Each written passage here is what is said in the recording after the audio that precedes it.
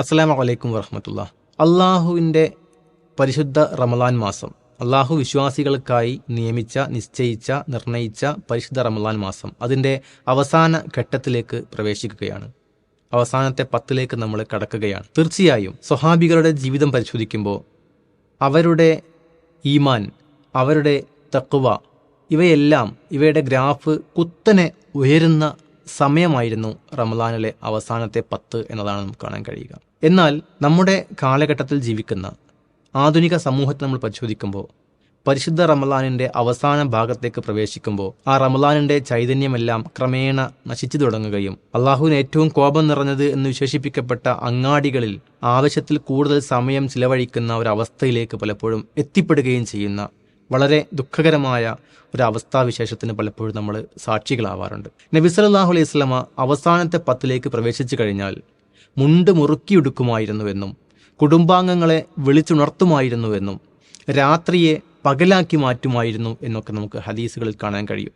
അതായത് പള്ളികൾ ഇഅ്തികാഫുകൾ കൊണ്ട് നിറയാറുണ്ടായിരുന്നു. ഖുർആൻ പാരായണം കൊണ്ട് പള്ളി മൂലകൾ മുഖരിതമാവാറുണ്ടായിരുന്നു. ഉറക്കമൊഴിച്ചുകൊണ്ടുള്ള ഇബാദത്തുകൾ അവരുടെ പതിവായിരുന്നു. പ്രത്യേകിച്ച് ലൈലത്തുൽ ഖദ്റിനെ പ്രതീക്ഷിക്കുന്ന അവസരങ്ങളിൽ അവർ കൂടുതൽ ഇബാദത്തുകളിലേക്ക് മുൻകടക്കാറുണ്ടായിരുന്നു.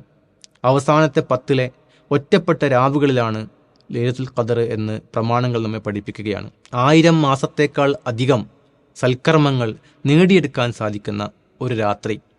ആ ഒരു രാത്രിയെ നമ്മൾ പ്രതീക്ഷിക്കുന്ന ഈ അവസാനത്തെ 10ലെ ദിനരാത്രങ്ങളിൽ കൂടുതൽ നമ്മൾ അള്ളാഹുവിനെ ഓർക്കാനും അവിടെ ഇസ്തിഗ്ഫാറുകൾ വർദ്ധിപ്പിക്കാനും, പ്രത്യേകിച്ച് രാത്രിയുടെ അവസാനത്തെ 1/3 അള്ളാഹു 1-ാം ആകാശത്തേക്ക് ഇറങ്ങി വന്നുകൊണ്ട് ആരാണ് ഇസ്തിഗ്ഫാർ നടത്തുന്നത്, ആരാണ് എന്നോട് കാര്യങ്ങൾ ചോദിക്കുന്നത് എന്ന് അള്ളാഹു ചോദിക്കുന്ന ആ ഒരു സവിശേഷമായ സമയത്തിന് നമ്മൾ സാക്ഷികളാവുകയും ആ സമയത്തെ അവസാനത്തെ 10ലെ ദിനരാത്രങ്ങളിൽ നമ്മൾ ഉപയോഗപ്പെടുത്തുകയും ചെയ്യുകയും അങ്ങനെ നമ്മുടെ പാപങ്ങളെല്ലാം പൊറുക്കപ്പെടുകയും പാപങ്ങൾ പൊറുക്കപ്പെട്ട പരിശുദ്ധമായ അവസ്ഥയിൽ അള്ളാഹുവിനെ കണ്ടുമുട്ടുന്ന വിശ്വാസികളിൽ ഉൾപ്പെടാനും നമ്മൾ പരിശ്രമിക്കേണ്ടതുണ്ട്.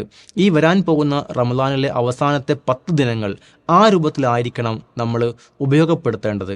അതിന് പകരം അതുവരെ നേടിയെടുത്ത തഖ്വ മുഴുവൻ അത് നശിപ്പിച്ച് കളയുന്ന രൂപത്തിലേക്ക് നമ്മൾ ഏറ്റവും ശ്രേഷ്ഠകരമായ ഈ ദിനരാത്രങ്ങളെ കൊണ്ടുപോവാൻ പാടില്ല. ആ ദിനരാത്രങ്ങളെ കൃത്യമായി ഉപയോഗപ്പെടുത്തുന്ന യഥാർത്ഥ വിശ്വാസികൾ ഉൾപ്പെടാൻ അള്ളാഹു എല്ലാ തൗഫീഖും നമുക്ക് പ്രദാനം ചെയ്യുമാറാവട്ടെ.